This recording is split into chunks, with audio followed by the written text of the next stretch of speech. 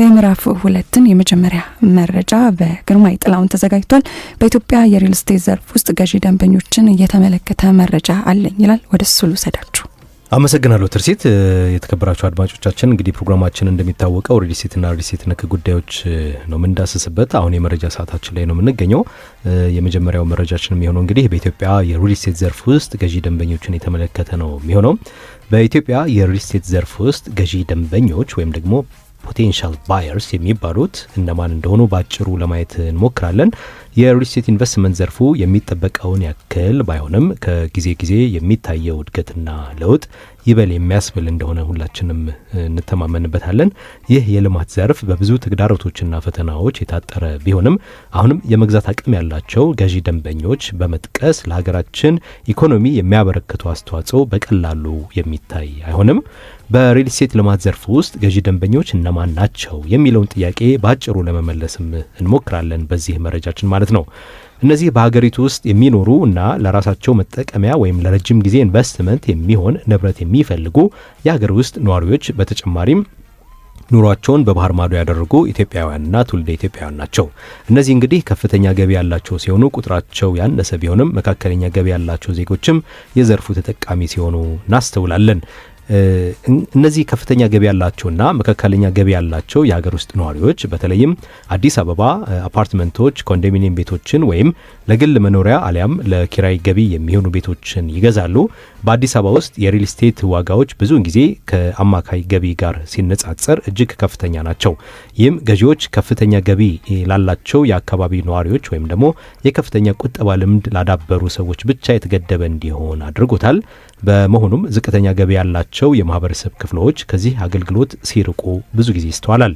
ያም ሆኖ ግን ከፍተኛ አትራፊ ድርጅቶችና ኩባንያዎች ለማህበረሰብ አገልግሎት ተደራሽ ለማድረግ በአንዳንድ ግንባታዎችና ለደካማና ዝቅተኛ ገቢ ላላቸው የማህበረሰብ ክፍሎች ተደራሽ የሚሆኑ የቤቶች ልማት ላይ ሲሳተፉም እናስተውላለን። እንደ ምሳሌም በአቃቂ ቃሊቲ ወረዳ 8 ላይ የተሰራ የሚገኘውና 60 ሚሊዮን ብር በጀት የተያዘለት ለ30 ድሃ ባወራዎች የታሰበ ባለ 4 ፎቅ የመኖሪያ ህንጻ በኢትዮጵያ ሪል ስቴት አልሚዎች ማህበር እየተገነባ እንዳለ ሰምተናል። ሌሎች የሪል ስቴት ልማት ዘርፉ ላይ የተሰማሩ ግዙፍ ተቋማትም በዚህና መሰል ስራዎች ላይ እንደሚሳተፉ ተስፋ እናደርጋለን። ማህበረሰቡን ከማገልገል ጋር ተያይዞ ዘርፈ ብዙ ውጤቶች ይኖሩታል። ምናልባትም በዚህ መሰል ስራዎች ላይ የተሳተፋችሁ የምትገኙ የሪል ስቴት አልሚዎች መረጃዎቻችሁን ብታቀብሉንና ብታገኙን እንወዳለን። በነገራችን ላይ አድማጮቻችን በኢትዮጵያ የሪል ስቴት ልማት ላይ የተሰማሩ የሪል ስቴት አልሚዎች ከ90 እስከ 95 ከመቶ የሚሆኑት በአዲስ አበባ ብቻ ነው የሚገኙት። ይህ ሁሉ ቁጥር ብዙ ነውና ለታችኛው ወለል ለሚገኘው የማህበረሰብ ክፍል ላይ ለመድረስ ታሳቢ ያደረገ እንቅስቃሴ ቢኖር መልካም ነው ለማለት እንወዳለን ማለት ነው። ወደ ዋናው ጉዳይ ስንመለስ እነዚህን የመካከለኛ ገቢ ያላቸው የማህበረሰብ ክፍሎች ከሪል ስቴት ልማቱ ጋር ተያይዞ በርካታ የመካከለኛ ገቢ ያላቸው ገዢዎች ብዙውን ጊዜ በመካከለኛ ደረጃና ተመጣጣኝ ቤቶች ወይንም ኮንዶሚኒየምና ትናንሽ አፓርትመንቶች ላይ ያተኩራሉ። ምክንያቱም የቅንጦት ክፍሎች ዋጋቸው ከአብዛኛው ቤተሰቦች አቅም በላይ በመሆናቸው የአቅም ጉዳይ ሰቅዞ ስለሚይዛቸው ነው። ሌላው የኢትዮጵያ ዲያስፖራ ገዢዎች ናቸው። ከሀገር ውጭ የሚኖሩ ኢትዮጵያውያንና ትውልደ ኢትዮጵያውያን የመጀመሪያ ደረጃ ግዢ የሚያከናውኑ ናቸው። ብዙውን ጊዜ የውጭ ምንዛሬና የውጭ ቁጠባ የማግኘት እድል አላቸው። ይህም ከብዙ የሀገር ውስጥ ገዢዎች ጋር ሲነጻጸር የበለጠ የመግዛት አቅምና ጉልበት ይሰጣቸዋል ማለት ነው። በተለምዶ ለመኖሪያነት፣ ለወደፊት የማያቋርጥ የገንዘብ ምንጭነት፣ ለኢንቨስትመንት፣ ለኪራይ ገቢ ወይም በሀገር ውስጥ ሀብት ለመቆጠብ በሚሉ ምክንያቶች የሪል ስቴት ቤቶችን ይገዛሉ። ከዚህ ጋር ተያይዞ በተለይ ደግሞ በትውልድ ኢትዮጵያውያን ሆነው ነገር ግን የሌላ ሀገር ዜግነት ያላቸው ሰዎችም በዚህ ግዢ ውስጥ በስፋት እንዲሳተፉ እድል የተመቻቸ ነው። የህግ ማዕቀፍ አኳያ የውጭ ሀገር ዜጋ በሀገር ውስጥ ንብረት እንዲያፈሩ የህግ ድጋፍ አግኝቷል። እስከ ቅርብ ጊዜ ድረስም በኢትዮጵያ ዜግነት የሌላቸው ሰዎች ንብረት እንዲይዙ አትፈቅድም ነበር። ነገር ግን ዲያስፖራ ኢትዮጵያውያን በተለይም ደግሞ እንደ ቢጫ ካርድ ያሉ ሰነዶች ያሏቸው በአዲሱ የህግ ማሻሻያ መሰረት ብቁ ገዢዎች እንደሆኑ ስለሚታወቅ በሀገር ውስጥ ሀብት የማፍራት እድላቸው ከፍ ያለ ሆኗል። ባሳለፍነው ዓመት ሰኔ 24 2017 ዓ.ም የህዝብ ተወካዮች ምክር ቤት አካሂዶ በነበረው መደበኛ ስብሰባ የውጭ ሀገር ዜጎች በኢትዮጵያ የመኖሪያ ቤት ባለቤት መሆን የሚችሉበትን አዋጅ አጽድቋል።